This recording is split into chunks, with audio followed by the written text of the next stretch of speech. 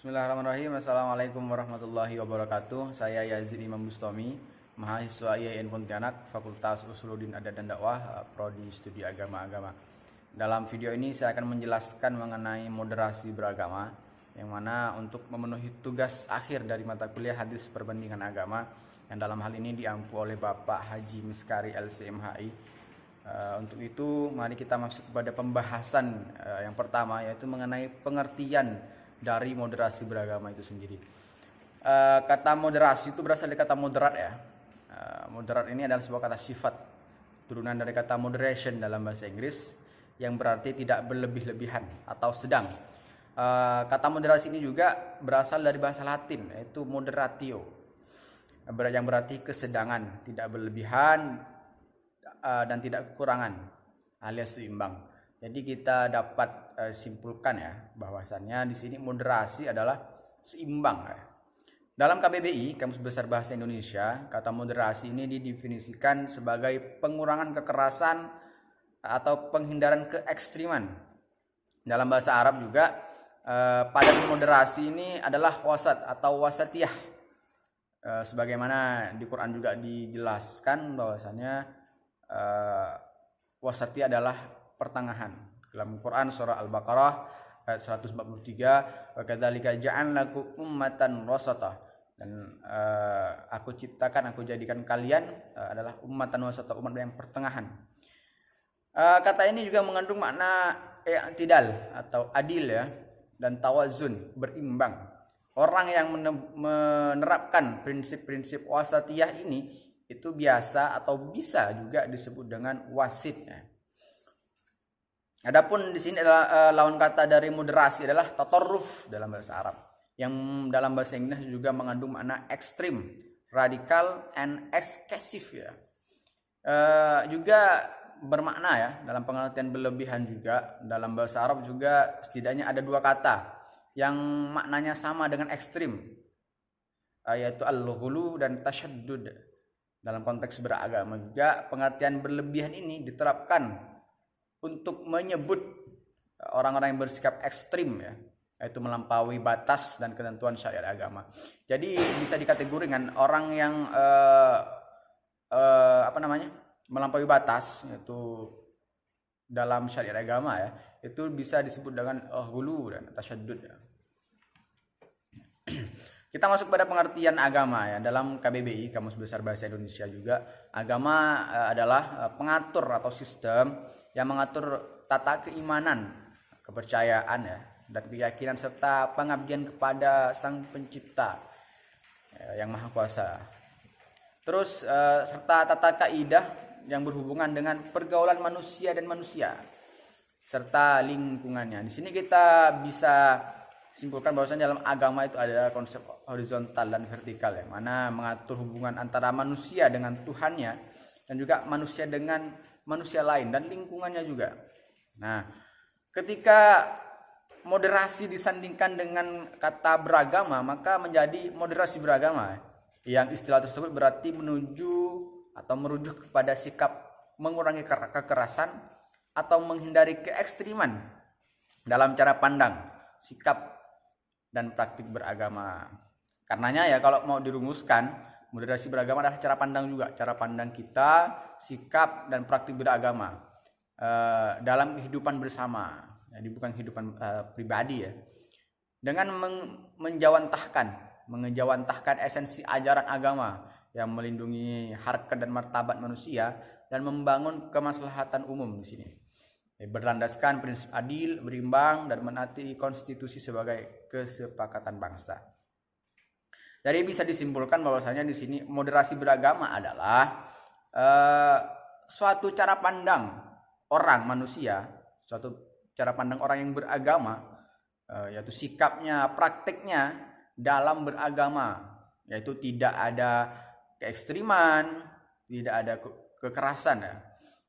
Jadi seperti itu adalah moderasi beragama, yaitu menghindari segala aspek ekstriman yang berlebih-lebihan dalam. Selanjutnya yaitu pembahasan mengenai urgensi dari moderasi beragama. Apa sih itu pentingnya dari moderasi beragama? Dalam hal ini saya akan membahas dalam konteks kebangsaan ya. Indonesia adalah negara yang masyarakatnya sangat religius, walaupun majemuk. Setidaknya ada 6 agama ya di Indonesia yang diakui resmi oleh negara. Meskipun bukan negara yang berdasarkan agama tertentu, walaupun mayoritas ya di Indonesia masyarakatnya Islam semua, namun disinilah negara itu tidak berdasar pada agama tertentu. Masyarakat sangat lekat dengan kehidupan beragama ya. Jadi nyaris tidak ada satupun urusan sehari-hari yang tidak berkaitan dengan agama. Maka untuk itu dalam pasal 29 Undang-Undang Dasar 1945 ditegaskan bahwasannya negara atas ketuhanan yang Maha Esa, dan negara juga menjamin kemerdekaan bagi tiap-tiap penduduk untuk memeluk agamanya dan untuk beribadah ya menurut agama dan kepercayaan itu. Sehingga negara di sini memposisikan diri terhadap agama pada 3 ranah. Yang pertama, menjamin kemerdekaan terhadap 2 hal. Yang pertama, yakni kebebasan memeluk agama dan kebebasan beribadah sesuai kepercayaannya. Jadi di sini negara memberikan atau menjamin ya kebebasan untuk memeluk agama. Jadi boleh memeluk agama apa saja, yang 6 yang ada yang diresmikan oleh agama ya. Juga memberi kebebasan untuk beribadah. Jadi agama tidak boleh jadi negara tidak boleh melarang. Sini negara tidak melarang bagi setiap pemeluk agama tertentu yang ada di Indonesia untuk melaksanakan ibadahnya, dan dijamin juga. Terus yang kedua, negara memberi fasilitas pada agama ya. Di sini fasilitas di sini yaitu bisa berupa lahan atau untuk tempat ibadah ya. Dan tidak bisa lepas tangan terhadap hal ikhwal keagamaan warga negaranya. Negara juga tidak bisa represif dan memaksa, dalam tanda kutip memaksa warga negaranya untuk menganut perilaku agama tertentu. Jadi agama sini tidak bisa menyuruh, karena Indonesia masyarakatnya yang mayoritas Islam, maka negara juga tidak bisa menyuruh agama lain di luar Islam untuk beribadah atau menganut perilaku keseharian agama Islam. Itu negara tidak berhak ya. Terus yang terakhir, ketiga, memberikan pedoman terhadap kehidupan beragama, seperti adanya sidang isbat. Kalau dalam Islam ya sidang isbat ya untuk menentukan kapan Ramadan, kapan Lebaran Idul Fitri, kapan Lebaran Idul Adha dan lain sebagainya. Terus penyelenggaraan haji ke Mekah bagi yang Islam, yang Kristen haji ke Israel. Terus pendirian rumah ibadah dan lainnya. Meskipun pedoman ini juga tidak bisa dipaksakan. Seperti itu. Ini urgensi moderasi beragama. Nah, cara pandang, sikap dan praktik beragama yang seperti apa sih yang disebut ekstrim atau melampaui batas ya. Yang pertama, di sini jelaskan bahwasanya dianggap ekstrim kalau atas nama agama seseorang kemudian melanggar nilai luhur dan harkat mulia kemanusiaan. Karena agama itu sendiri diturunkan untuk memuliakan manusia. Yang kedua, yaitu dianggap ekstrim kalau atas nama agama seseorang melanggar kesepakatan bersama yang dimaksudkan untuk kemaslahatan umum ya. Yang ketiga, yaitu dianggap ekstrim kalau atas agama seseorang kemudian melanggar hukum. Nah, karena apa? Agama tentu mengatur manusia untuk mematuhi ajaran-ajarannya, yang mana kebanyakan mayoritas ajaran agama adalah tentang hukum-hukum, tentang syariah ya. Untuk apa syariah tersebut, hukum-hukum itu? Untuk kemaslahatan dirinya sendiri dan umum tentunya. Terus masyarakat juga perlu tahu bahwasanya moderasi beragama adalah cara kita ya untuk beragama, menjaga Indonesia.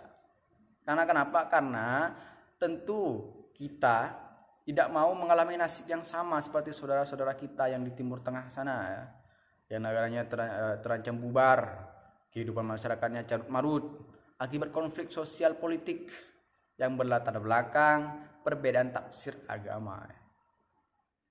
Nah, keragaman di bidang apapun itu pasti menimbulkan adanya perbedaan, apalagi terkait dengan agama ya. Dan harus diakui juga bahwasanya perbedaan itu apalagi yang tajam dan ekstrim, dimanapun selalu memunculkan potensi konflik.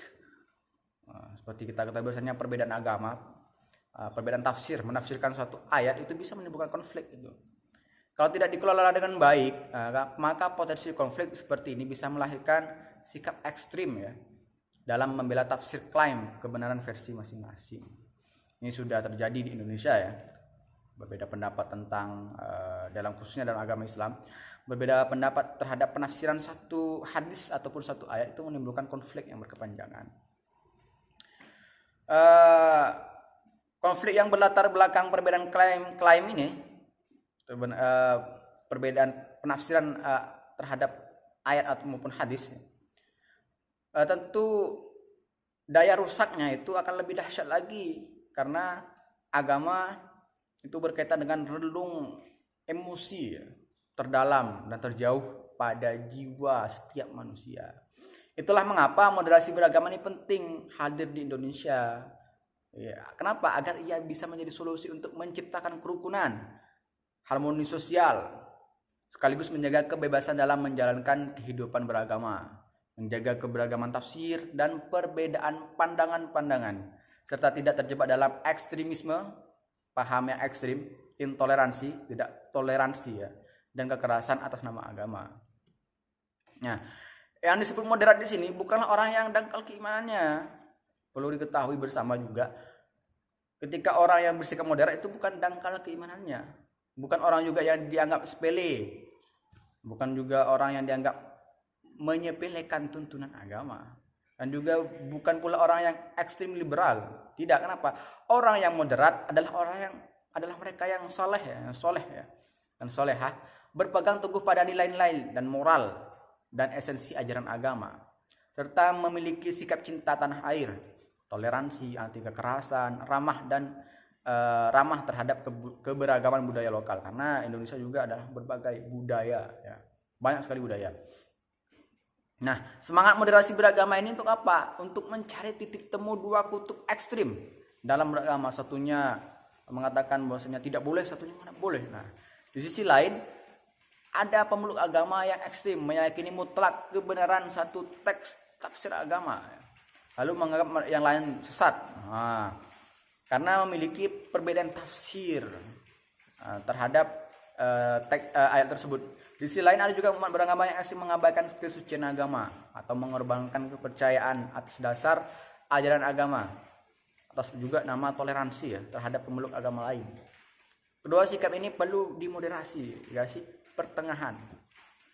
Karena juga ketahui bahwasanya ketika menafsirkan ayat tertentu maka mengklaimlah menurut ulama ini benar, kami menurut ulama ini benar. Jadi menimbulkan konflik ya. Jadi moderasi beragama ini harus kita jadikan sebagai sarana mewujudkan kemaslahatan kehidupan beragama. Juga dalam berbangsa yang rukun, harmonis, damai, toleran ya, serta taat konstitusi, sehingga kita bisa benar-benar menggapai cita-cita bersama menuju Indonesia yang maju ya. Bagaimana Indonesia mau maju? Bagaimana Indonesia mau jadi negara maju ya kalau masyarakatnya sendiri masih konflik? Sesama agama masih konflik, di mana negara lain sudah menyiapkan kehidupan di Mars sana, sudah keluar angkasa. Indonesia masih sibuk dengan hal-hal sepele dalam agama ya. Jadi itulah yang membuat Indonesia tidak maju. Maka inilah penting moderasi beragama ya. Mungkin itu saja dari saya tentang moderasi beragama. Wassalamualaikum warahmatullahi wabarakatuh.